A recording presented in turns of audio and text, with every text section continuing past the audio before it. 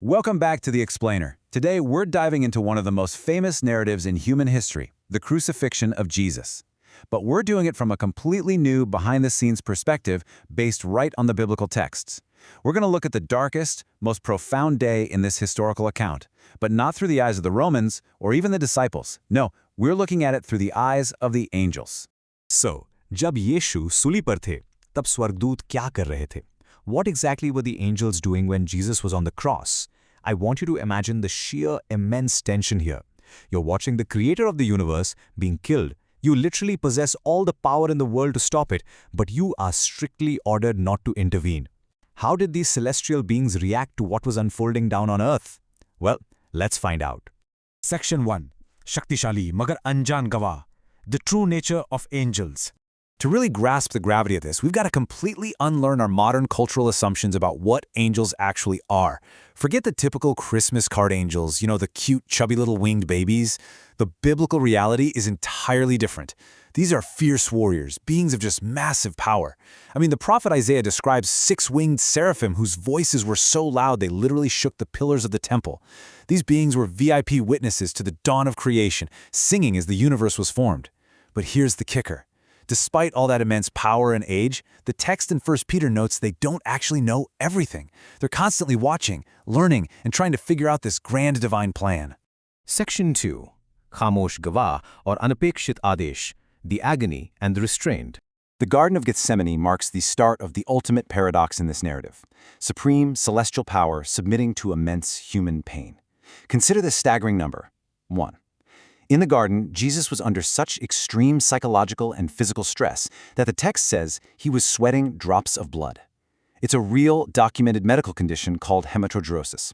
But in response to this absolutely unbearable agony, heaven sent down just a single angel. And listen, this angel wasn't dispatched to rescue him. He wasn't there to fight off the impending mob. His sole mission was just to give Jesus the physical and spiritual strength to endure what was coming next.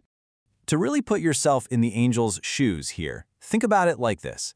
Imagine seeing your own child in immense pain, but you're forced to tie your own hands behind your back and just watch.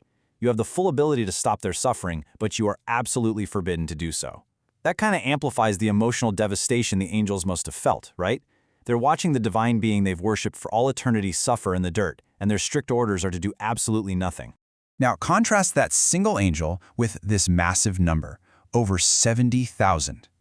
When Judas arrived with the soldiers and Peter drew his sword, Jesus explicitly stated that he could call upon 12 legions of angels. A Roman legion was roughly 5,000 to 6,000 men, meaning over 70,000 heavily armed angels, likely led by the Archangel Michael himself, were instantly ready for war. They were practically vibrating, poised for the command to wipe out the threat in a heartbeat. But they were met with a heavy, terrifying silence from God the Father. That order to attack, it never came. It brilliantly illustrates the situation. It's exactly like a team of heavily armed elite bodyguards who are forced to stand down and watch their VIP get attacked simply because it's part of a much larger, secret master plan. It wasn't a lack of power that kept those 70,000 angels back. Not at all. It was their absolute, unwavering obedience to a divine strategy that literally required their VIP to suffer. Following that eerie silence, the angels just had to watch this brutal escalation of events unfold. From the arrests on Thursday night all the way to the horrific scourging on Friday morning, the angels watched with absolute restraint. They saw the creator of the universe mocked by Roman soldiers, slapped, spit upon, handed a fragile little reed as a fake royal scepter. The being who held the authority of the cosmos was being treated as a joke by the very humans he created. The absolute madness of human justice here is captured perfectly with this analogy. During the trial, the crowd was given a choice: free Jesus or free Barabbas, a known murderer, and the crowd actually chose the murderer. For the watching angels, this was like watching someone eagerly throw away life-saving medicine just so they could chug poison. They were witnessing humanity flat out reject the innocent savior who healed them and demand the release of a killer instead. Section 3. Salib par Mahan Balidan. The silent spectators. We now reach the climax of the narrative, the crucifixion itself, a moment where the angels become the ultimate silent spectators to an unimaginable sacrifice. As Jesus was nailed to the cross, the texts note this incredibly profound detail. For 3 whole hours, total darkness covered the land. And this wasn't just some solar eclipse. The narrative presents it as God the Father turning his face away as Jesus took on the weight of human sin. For the angels who had only ever known the perfect, unbroken unity of the Father and the Son since before time even began, this agonizing separation was incomprehensible. It was as jarring and terrifying as the sun suddenly turning off and the fundamental rules of the universe changing in an instant. Section 4. पाप का पूरा कर्ज चुकाया. The ultimate payment.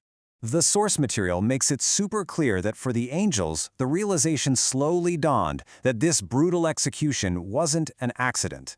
It wasn't a tragedy or a failure. It was actually plan A from the very foundation of the world. Right before he dies, Jesus cries out, "It is finished." In the original Greek, the word is tetelestai. Now, this isn't just a basic statement of ending, it's an ancient accounting term. It literally means a massive financial debt has been stamped paid in full. By anchoring the narrative to this powerful concept, the text shows how the angels finally understood the master plan. This agonizing death was the exact, calculated price required to permanently pay off humanity's massive debt of sin. And literally, the exact second the debt was paid, the angels witnessed these explosive cosmic reactions. A massive, 60-foot-thick temple veil tore right down the middle, from top to bottom, signaling that the barrier between God and humanity was completely destroyed. A massive earthquake shook the ground. Tombs broke open and saints rose. Even a hardened Roman centurion, a guy who was an absolute expert in execution, looked at how Jesus died and instantly believed. For the angels, these weren't just spectacular, flashy events. They were absolute proof that the divine rescue mission had actually succeeded. Section 5. Khali Kabr ka Anokha Sandesh. The Empty Tomb. Following the absolute chaos of Friday, Saturday was hands down the strangest, most eerie day in the universe. The Lord of Life was dead, and humanity foolishly tried to lock him inside a rock cave guarded by mortal Roman soldiers and a little wax seal. But Sunday morning changes everything. And I just love this analogy from the source text. When a glowing, incredibly powerful angel finally descends and rolls that massive stone away, he doesn't do it to let Jesus out. Jesus was already alive and out of the grave. The angel moved the stone for the exact same reason you open the curtains after a magic show, not to let the performer out, but to let the audience look inside and see the incredible result. The stone was moved purely so the world could see that the tomb was entirely empty.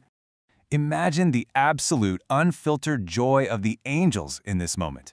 After days of forced, painful silence, they were finally allowed to speak, and they became the very first heralds of the greatest news in this historical narrative, delivering this triumphant quote to the grieving women who came to the tomb, "He is not here, he is risen." Over the next 40 days, the angels watched as Jesus